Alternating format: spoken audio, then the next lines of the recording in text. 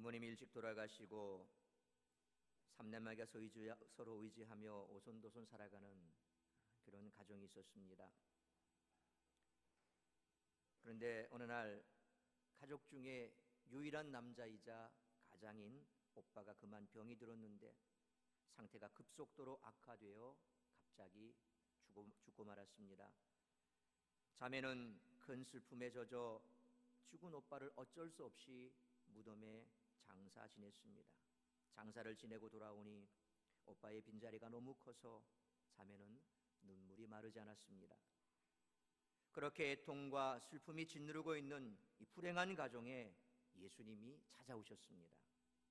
예수님은 슬픔의 눈물을 흘리는 자매들을 위로하시며 그를 어디에 두었느냐 물으시고는 함께 무덤에 가시더니 무덤을 막고 있는 돌문을 옮겨놓게 하신 후 하늘을 우러러 기도하시고 큰 소리로 나사로야 나오라 부르십니다. 그러자 죽었던 오빠 나사로가 살아났습니다. 예수님이 죽은 오빠를 다시 살려내셨습니다. 듣도 보도 못한 엄청난 기적이 그들의 눈앞에서 일어났습니다. 큰 슬픔이 큰 기쁨으로 변했습니다. 큰 불행이 큰 행복으로 변했습니다. 절망과 낙심이 희망으로 바뀌어졌습니다.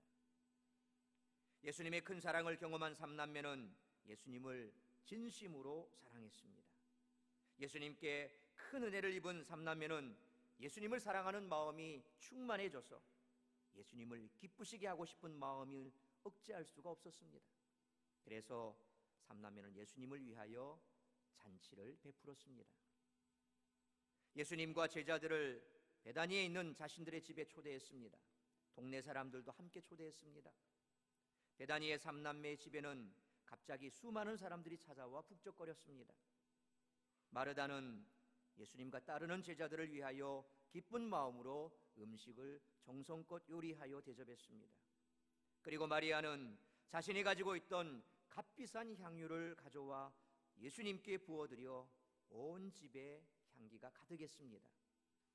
나사로는 예수님과 함께 앉아 귀 기울여 예수님의 말씀을 들었습니다. 그러자 많은 사람들이 몰려와 음식도 먹고 죽었다 살아난 나사로를 보고 예수님을 믿게 되었습니다. 삼남매는 제각각 예수님을 위하여 좋은 일을 하였습니다. 우리는 오늘 베다니에 사는 마르다, 마리아, 나사로 삼남매를 보면서 예수님을 사랑하는 사람들이 예수님을 위하여 어떤 헌신을 하는 것이 좋은가를 발견하고 실천해야겠습니다. 그래서 천국에서 예수님 앞에 설 때에 예수님께서 네가 내게 좋은 일을 많이 하였구나라고 칭찬받는 우리 모두가 되시기를 주님의 이름으로 축원합니다. 그렇다면 오늘 본문이 말씀하는 예수님이 기억하실 만한 좋은 일, 곧 예수님이 기억하시는 헌신은 무엇일까요? 첫째로 몸으로 섬기는 헌신입니다. 우리 오늘 본문 2절 말씀 다시 같이 한번 읽도록 하겠습니다. 2절 말씀 같이 읽습니다. 시작. 거기서 예수를 위하여 잔치할새 마르다는 일을 하고 나사로는 예수와 함께 앉은 자 중에 있더라. 아멘. 죽었다가 살아난 나사로와 마르다, 마리아 이 삼남매는 예수님을 위하여 잔치를 벌였습니다. 마르다는 예수님이 음식을 맛있게 잡수실 수 있도록 열심히 수고하여 음식을 만들었습니다. 예수님이 즐겁게 식사하도록 곁에서 시중을 들었습니다. 2절 말씀 보니까 마르다는 일을 하고 라는 말씀에서 알 수 있듯이 마르다는 예수님을 위해 아주 바쁘게 뛰어다녔습니다. 참 아름다운 일입니다.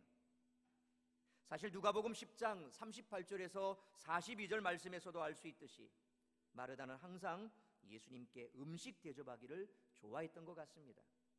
왜 그럴까요? 마리아보다 언니로서 집안 살림을 책임져야 했기 때문일 수도 있겠으나 하나님께서 그녀에게 주신 달란트였던 것 같습니다.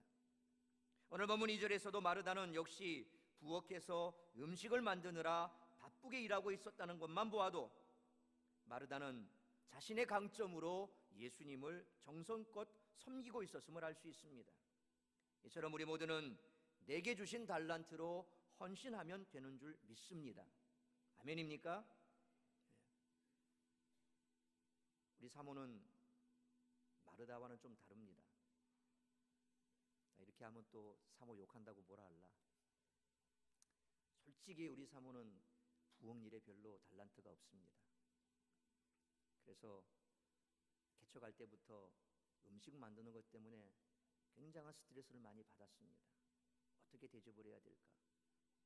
성도들을 어떻게 섬겨야 될까?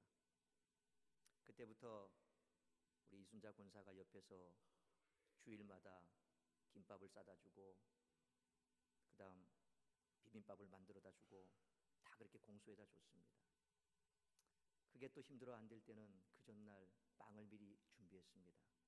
죄송합니다, 밥을 준비 못해서. 그래서 빵으로 나누기도 했습니다. 근데 우리 사모는 다른 걸 또 잘합니다. 리더십이 있습니다. 그리고 남 가르치는 걸 잘합니다.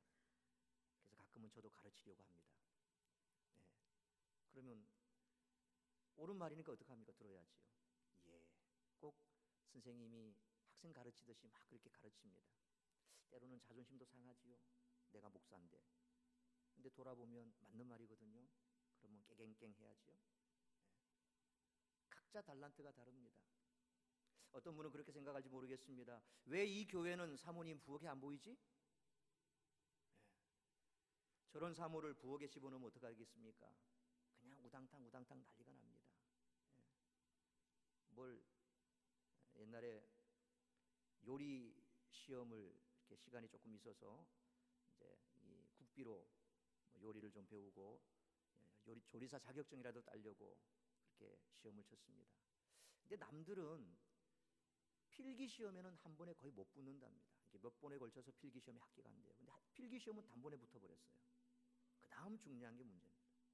실기를 쳐야 되는데 남들은 따다다다다다 칼질하는데 그냥 센치를 재고 있습니다. 다 채를 썰어서 만들어야 되는데 아직도 채를 썰고 있는 거예요. 그렇다고 채를 또 잘 써냐? 그냥 칼질해도 딱 정확하게 나오는데 센치를 재가면서 재도 보면 다 틀려. 요리를 만들었습니다. 이제 이 시험관들 앞에 갖다 줘야 되죠. 얼마나 긴장했는지 덜덜덜 떨다가 그걸 또 엎질러 버렸네. 요리를 다 망쳐버렸습니다. 이렇게 3번에 걸쳐서 실기를 쳤습니다만 다 떨어졌습니다. 저런 분을 부엌에 밀어놓으면 뭐가 되겠습니까? 그러니까 여러분들, 우리 사모가 부엌에서 안 보인다고 이 교회는 이상한 교회라 생각하시면 안 됩니다. 달란트대로 가야 됩니다. 그래서 지금 지역아동센터, 그 다음에 우리 선교원 거기를 다 도맡아 하고 있지 않습니까? 2018년 들어와서는 그냥 저 혼자 할 때는 당신이 주일학교도 좀 맡아서 해. 그렇게까지 제가 부탁을 했습니다. 그러니까 남 가르치고 지도하고 그리고 뭘 조직하는 일들은 참 잘합니다. 달란트대로 가야 됩니다. 저 역시 성실 하나는 참 저도 자신합니다. 근데 우리 사모가 가끔씩 뭐라 하는 것처럼 이 조직이 잘 안 돼. 조직력이 없어요. 그러니까 저는 조직에 두목은 못 돼. 그러니까 목사하는 게 맞아요. 조직이 잘 안 됩니다. 그래서 늘 교회가 커지고 나서 참 그게 안타까웠어요. 어떻게 하면 이 교회를 잘 이끌어갈 수 있을까? 계속 그것이 저의 큰 기도 제목이었습니다. 그런데 두 분의 부목사님, 강도사님이 오셨는데 우리 부목사님 참 조직을 잘하세요. 제가 요즘 들어서 그걸 느낍니다. 참 너무 여유가 있다. 저 혼자서 뭘 하다 보면 항상 뭔가 주보에 오타가 나고 뭐가 잘 안 되고, 그리고 뭘 할라 치면 이 짜치는 머리 가지고 뭘 하려니까 참 힘들어. 근데 이 부목사님이, 강도사님이 도와주니까 얼마나 잘 되는지 몰라요. 저는 저 나름대로 강점이 있지만 또 약점도 있지요. 그러니까 여러분들이 나는 뭐 이건 잘 못한다는 것만 자꾸 쳐다보면 되는 일이 없지요. 못한다는 거 내버려 주십시오. 여러분이 잘하는 거 하시면 됩니다. 하나님께서는 여러분을 각자에게 다 달란트를 주셨습니다. 그 달란트가 뭔가, 내 강점이 뭔가, 그걸 바라보고 그걸 가지고 섬기시면 되는 겁니다. 오늘 마르다가 그렇게 자신의 강점으로 예수님을 섬겼지 않습니까? 사실 누가복음에 보면 누가복음 10장 38절로 42절 말씀처럼 그가 부엌에서 열심히 일했다는 것, 요한복음과 조금 다른 그런 차이점이 있습니다만, 그러나 분명한 것은 마르다는 예수님이 오시면 항상 부엌에서 자기가 잘하는 요리를 가지고 주님을 대접한 것을 우리는 기억할 수가 있습니다. 자, 그렇다면 오늘 우리들은 어떻게 하는 것이 예수님을 위해서 섬기는 것이요, 예수님을 위해서 하는 일이 될까요? 이미 예수님은 이 땅을 떠나가셨습니다. 우리 곁에는 예수님은 안 계십니다. 어떻게 하는 것이 예수님을 위하는 일이 될까요?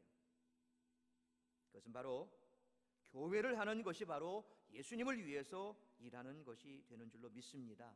왜냐하면 교회는 예수님의 몸이기 때문에 그렇습니다.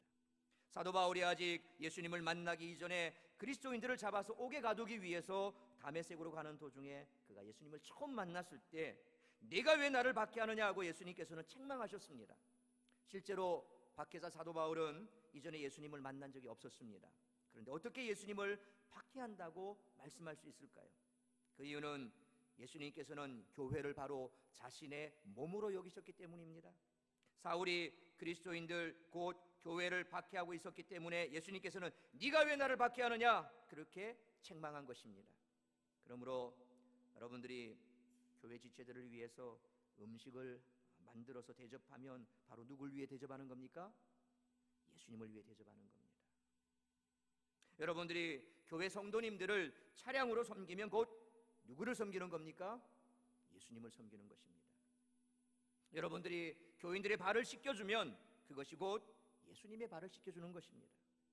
구역 안에서 맡겨진 영혼들을 부지런히 돌아보면 그것이 곧 예수님을 섬기는 것입니다. 새 가족을 정성으로 섬기면 그것이 곧 예수님을 섬기는 것입니다. 교회에서 우리가 서로 일을 기피하고 미루며 아무도 섬기는 수고를 하지 않는다면 이것은 바로 예수님을 부대접하는 것입니다. 교회는 마르다와 같이 부지런하게 온 몸으로 수고하며 땀 흘려 봉사하는 사람들이 많아져야 합니다. 이분들이야말로 예수님을 위해 좋은 일을 한 주인공들입니다. 24일 부활절 전 교회 대청소를 실시할 겁니다. 내 집에 주님을 모신다는 마음으로, 주님을 위해 섬기는 마음으로 모두 함께 동참해 주시기를 부탁을 드립니다. 한편 누가복음 10장 38절로 42절 말씀을 보시면 예수님께 음식 대접하기 위해 분주했던 마르다와는 달리 예수님의 발치에서 말씀을 들었던 마리아에게 좋은 편을 택하였다라고 말씀하신 것은 마르다의 섬김이 잘못되었거나 나쁘다는 말씀이 결코 아님을 우리는 알아야 합니다. 섬김보다 말씀이 우선이지만 사랑의 섬김도 중요함을 잊지 마시기 바랍니다. 따라서 오늘 본문 2절 말씀처럼 우리 사랑샘 교회 안에도 마르다처럼 섬기는 자가 많아지기를 주의 이름으로 축원합니다. 여러분들이 가지고 있는 그것으로 교회를 잘 섬길 수 있으면 주님은 그것으로 기뻐하십니다. 구역 모임을 하면서 자기 집을 오픈해서 섬기는 그런 분들이 있습니다. 깨끗이 청소하고 단장하고 그래서 손님을 맞습니다. 정성껏 식사를 준비하고 전도 대상자와 구역 식구를 맞이합니다. 여러분, 손님 대접하는 게 쉽습니까? 1년에 한 번 대신방 받으면 그때 청소한다고 합니다. 담임 목사님이 오신다니까 그렇게 집안을 구석구석 청소를 합니다. 청소하는 게 쉬운 일 아니지요. 담임 목사 맞이하는데도 그렇게 깨끗하게 청소를 하는데 구역 식구들 맞이함에 있어서 그렇게 청소하고 단장하고 준비하고 음식 마련하는 것 쉬운 일 아닙니다. 그럼에도 불구하고 얼굴이 밝습니다. 예수님께 좋은 일을 하는 것임을 깨닫고 기쁨이 충만한 그런 여러분들 구역 되시기를 축원합니다. 큰 저택에 사는 아주 부유한 부부가 살았습니다. 그런데 불행하게도 그만 아내가 중병에 걸려 어린 아들을 남편 손에 맡긴 채 세상을 떠나고 말았습니다. 아내를 잃은 남편은 몫이 삼식했지만 마음을 추스르고 사랑하는 아들을 잘 키워야 되겠다 싶어 그 아들을 잘 돌봐줄 보모를 구했습니다. 참 불행 중 다행히도 그 보모는 그 아들을 자신의 아들처럼 지극정성으로 잘 돌봐줬습니다. 아이는 그 보모의 품에서 많은 꿈을 꾸며 무럭무럭 자라났습니다. 근데 그러던 어느 날 그 아이가 큰 병에 걸려 시름시름 앓다가 그만 하늘나라로 가고 말았습니다. 아내와 아들을 연이어 잃은 남편은 절망에 빠졌습니다. 그리고 얼마 뒤 그마저 아내와 아들에 대한 그리움이 병이 되어서 그도 세상을 떠나고 말았습니다. 혼자가 된 부모는 사랑하는 아이와의 추억을 남겨두고 쓸쓸히 그 저택을 떠날 수밖에 없었습니다.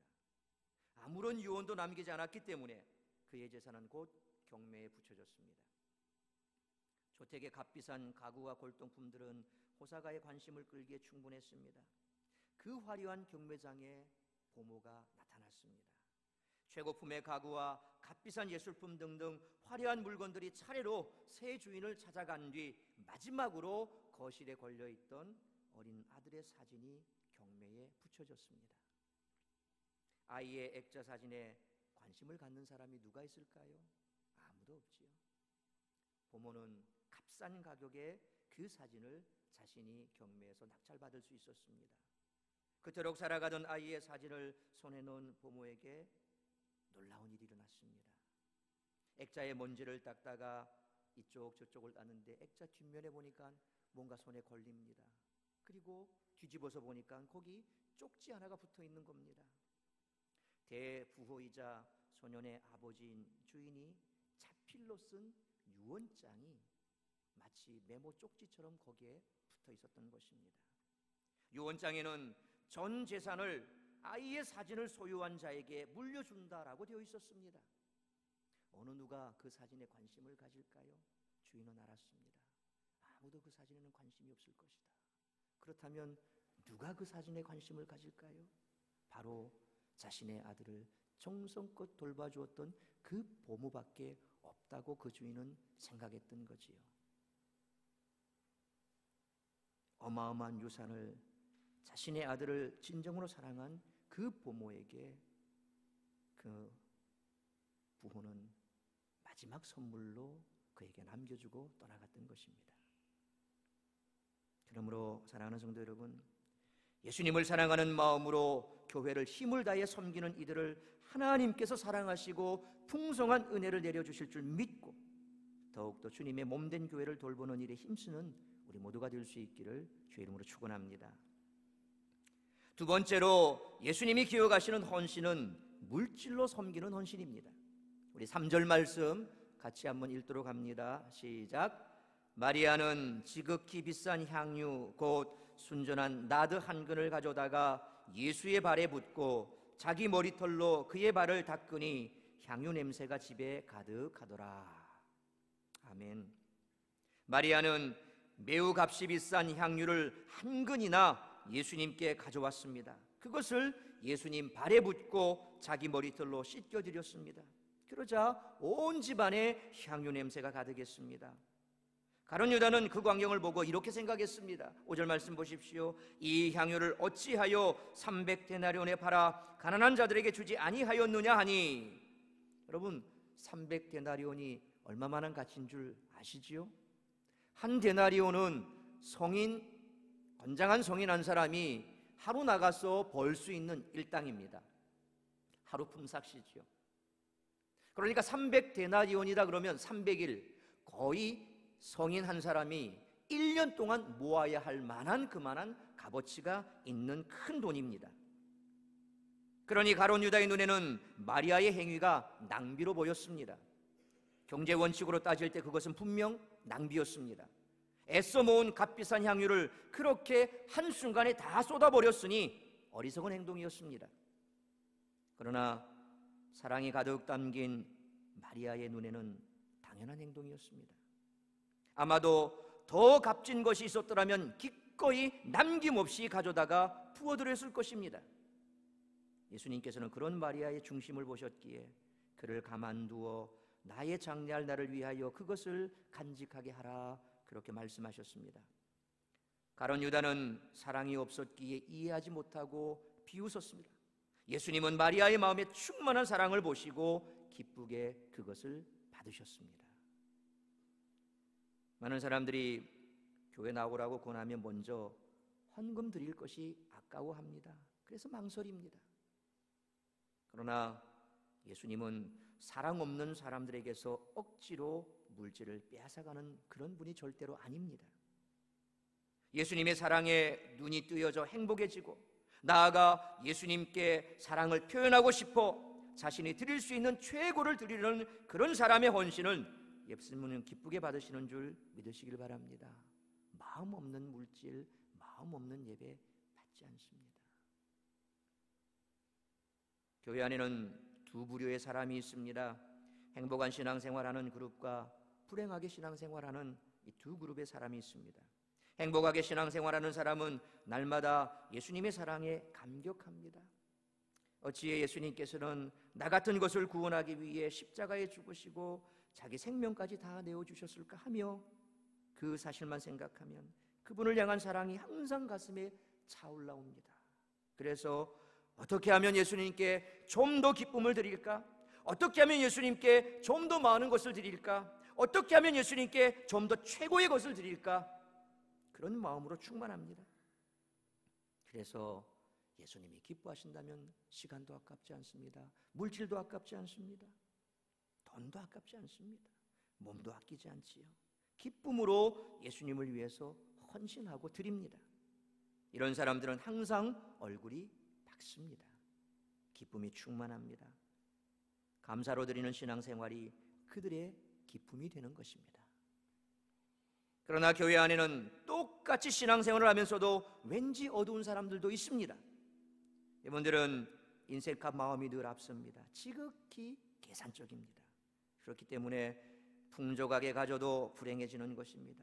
늘 드리는 것보다 받는 것에 집착합니다. 혹 하나님이 내게서 무언가를 빼앗아 가지는 않을까 벌벌 떨고 있으니 참 불행하지요. 사랑보다는 욕심이 앞서니 불행해지는 것입니다. 그러므로 마리아처럼 최고의 것을 드리는 사람이 되시기를 축복합니다. 감사함으로 좋은 것을 드림으로 늘 행복하게 신앙생활하는 우리 모두가 될 수 있기를 주님의 이름으로 축원합니다. 동영상 함께 보시겠습니다.